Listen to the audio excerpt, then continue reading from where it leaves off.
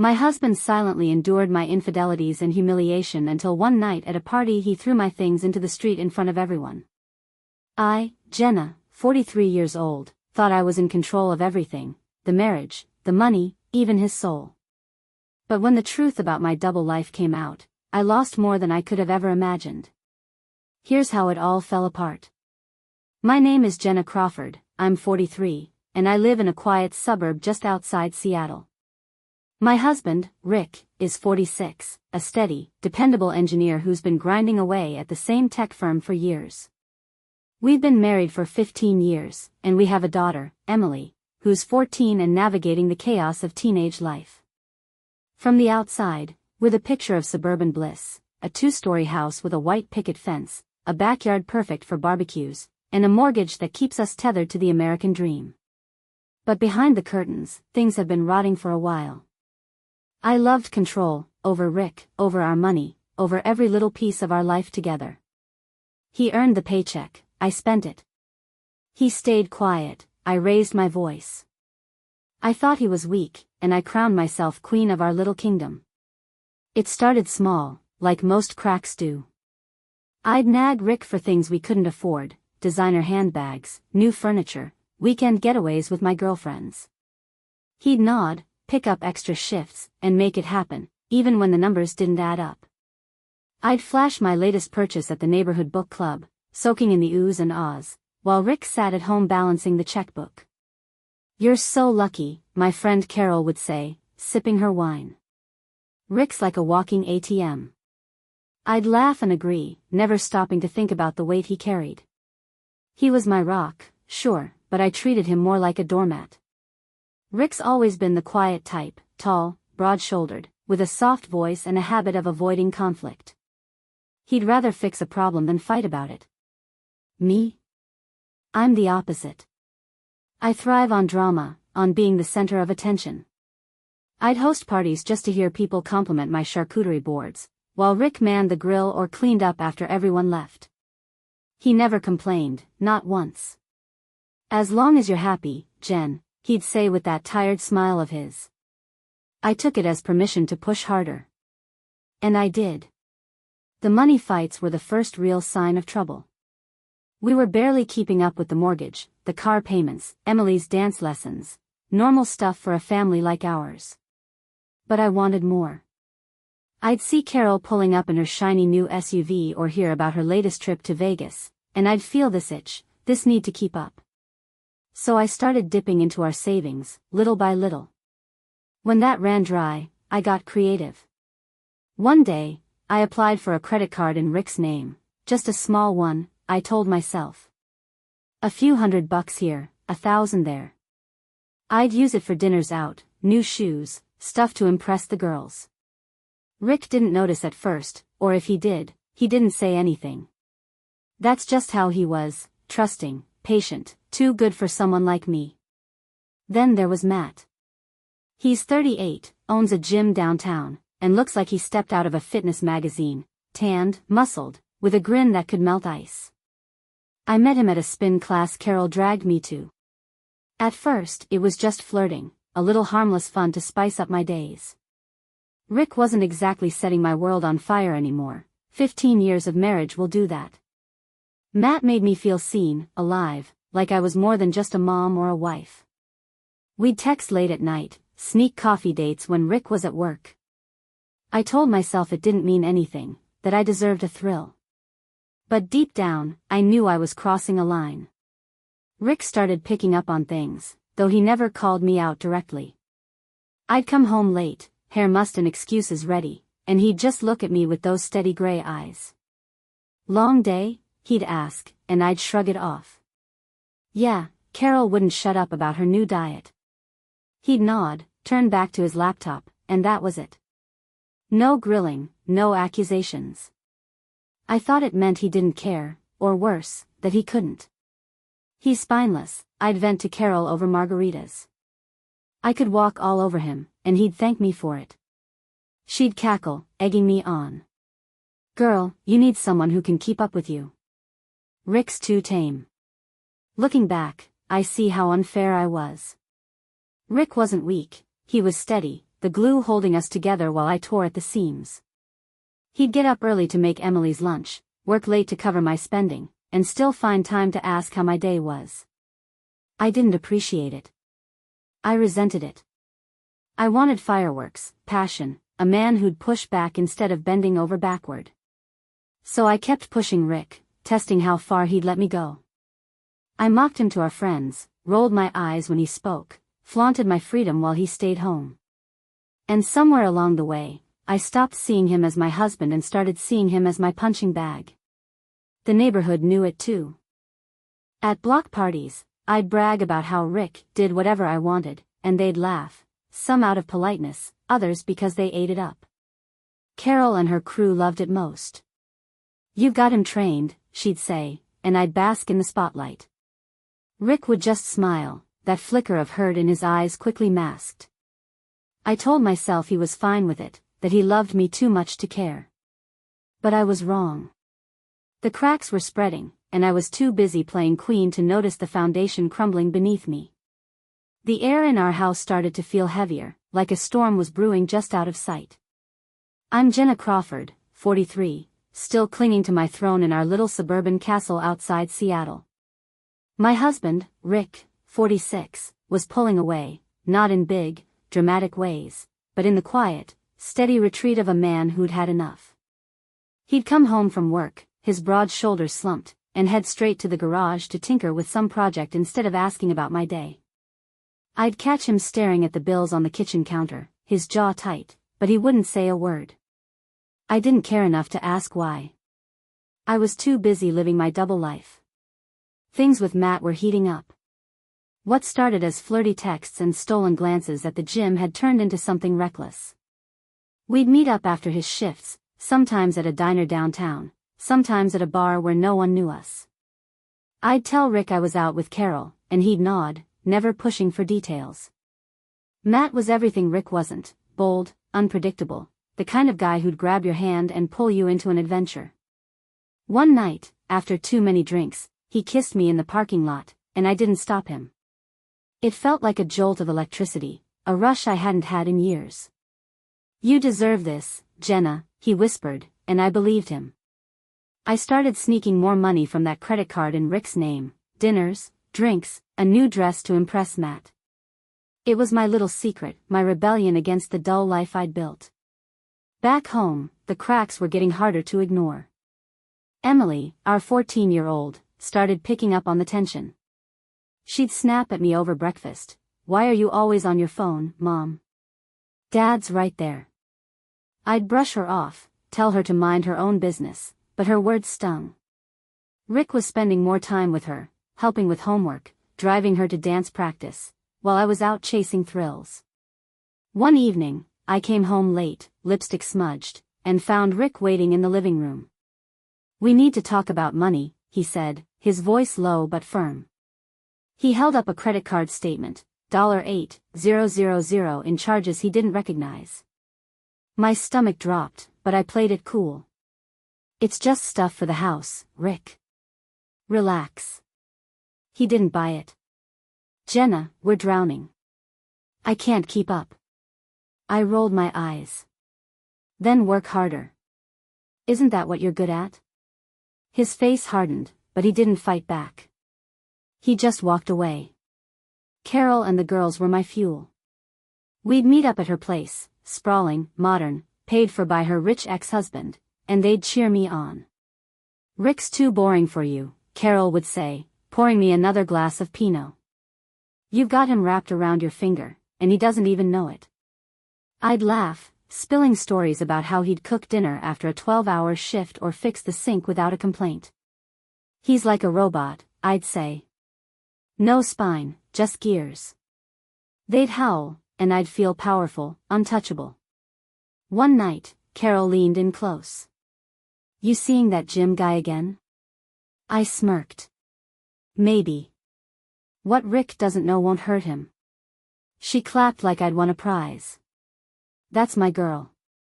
The neighborhood parties were where I really let loose. We'd gather at someone's backyard, string lights glowing, burgers sizzling on the grill.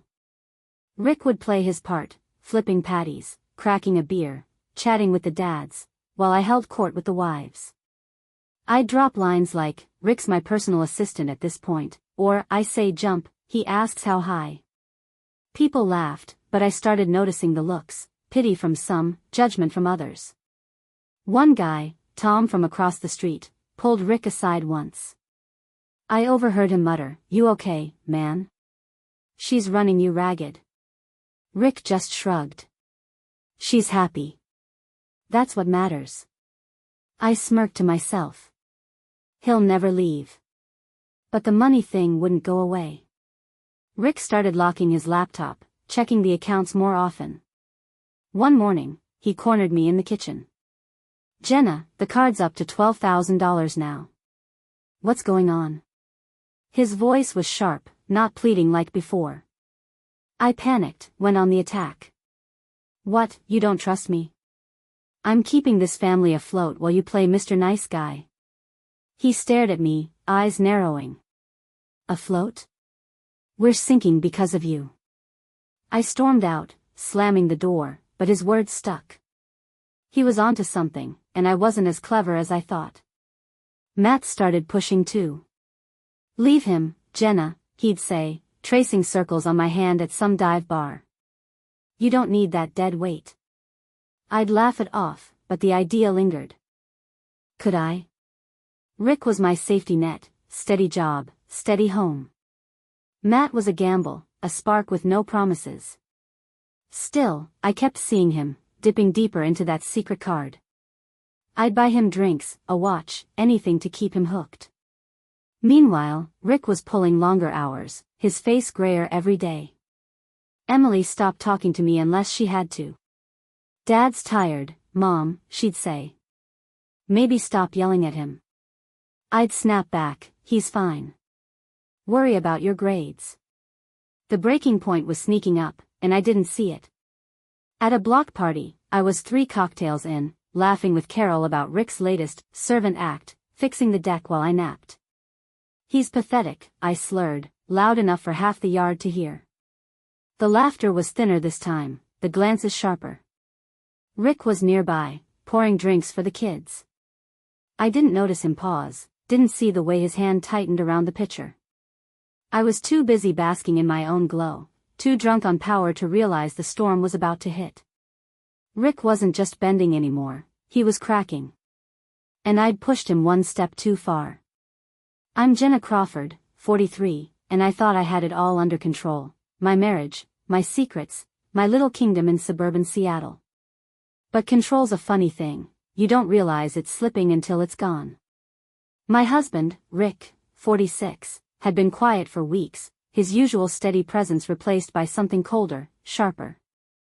I was too wrapped up in my own world, Matt, the credit card, the thrill of being untouchable, to notice the shift. I figured he'd keep bending, like always. I was wrong. The truth crashed down at the annual 4th of July barbecue, and it wasn't just the fireworks that lit up the night. The party was at the Johnsons' place, 2 doors down. Their backyard was packed, string lights twinkling, kids chasing each other with sparklers, the smell of grilled hot dogs in the air. Rick was at the grill, apron on, flipping burgers like the dependable guy everyone knew him to be. I was with Carol and the girls, a plastic cup of sangria in my hand, feeling invincible. Matt was there too, he'd wormed his way into the invite list through a mutual friend. I'd catch his eye across the yard, a smirk tugging at his lips, and my pulse would race. Rick didn't suspect a thing, I told myself. He was too busy playing host. Carol started it, as usual. "Jenna, how's your personal chef doing over there?" she called out, nodding at Rick. The group laughed, and I leaned into it. "Oh, you know Rick, cooks, cleans, pays the bills. I've got him trained." More giggles, a few eye rolls from the quieter wives. I took a swig of my drink and kept going. Honestly, he's so whipped, I could tell him to mow the lawn in a thunderstorm, and he'd grab the clippers. The laughter swelled, and I felt that familiar rush, queen of the crowd. Matt sidled up, brushing my arm. "You're too much for him, Jen," he muttered, low enough for only me to hear. I grinned, drunk on the attention.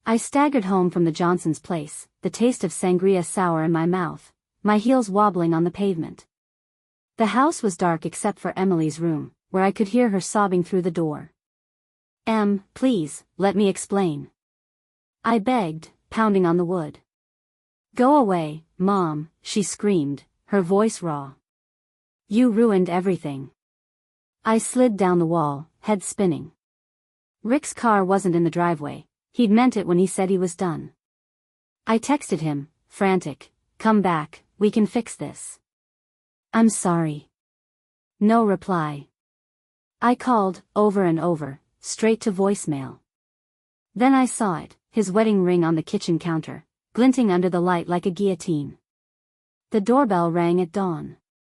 I stumbled to answer, hoping it was Rick, but it was worse, 2 suitcases and a box of my stuff, dumped on the porch. A note taped to one read, get out by noon, or I call the cops. Are my clothes, my shoes, my life, all packed up like trash. He'd done it overnight, probably while I was still reeling. I dragged the bags inside, hands shaking, and tried calling again. Nothing. I texted Carol, Rick's lost it. Help me. She replied, Kurt, you dug this hole, Jen. Deal with it. Matt didn't answer at all, his number went straight to blocked. My so-called allies had vanished. I had nowhere to go but my parents' place, an hour away in Tacoma. I called my dad, choking back tears. Daddy, I messed up. Can you come get me? He sighed, heavy and disappointed. Be there soon. When he pulled up in his old Ford, he didn't ask questions, just loaded my stuff and drove. Mom was waiting at their cramped bungalow, arms crossed. What did you do this time, Jenna? She asked, voice sharp. I broke down, spilling it all, Matt, the money, the lies. Dad shook his head. You had a good man. Threw it away for what? I had no answer. Rick didn't waste time. By Monday, I got a text from him, lawyers filing tomorrow. Don't come back. I tried showing up at the house anyway, banging on the door, but the locks were changed. Emily's bike was gone, neighbors said Rick had taken her to his sister's place in Olympia. I was shut out, literally and figuratively. Then the bank called. Mrs. Crawford, your joint accounts are frozen, the rep said. Mr. Crawford's orders. I checked the credit card, maxed out, payments due, all in my lap now. Rick had cut me off cold. I had $200 in my purse and a car half paid for. That was it. The neighborhood buzzed with gossip. I ran into Tom's wife, Lisa, at the gas station. Heard Rick finally snapped, she said, not even hiding her smirk. Can't say I blame him. I wanted to scream, but I just nodded, humiliated. Carol posted a vague Facebook status. Some people don't know a good thing till it's gone, and I knew it was about me. Matt was spotted at the gym with a new girl, some 30-something blonde, like I'd never existed. My phone stayed silent, no apologies, no lifelines. Even Emily wouldn't text back. I'd torched every bridge. I crashed at my parents' in my old room, twin bed creaking under me, surrounded by faded posters from the 90s. Dad made me coffee, but his silence said more than words. Mom was blunter, you're 43, Jenna. Time to grow up. I cried myself dry that first week, replaying every mistake, every jab at Rick, every dollar I'd blown, every night with Matt. I'd thought I was invincible, that Rick would always take me back. But he'd found his limit, and I'd crossed it 1,000 times over. Then the lawyer's letter came, divorce papers, served to my parents' address.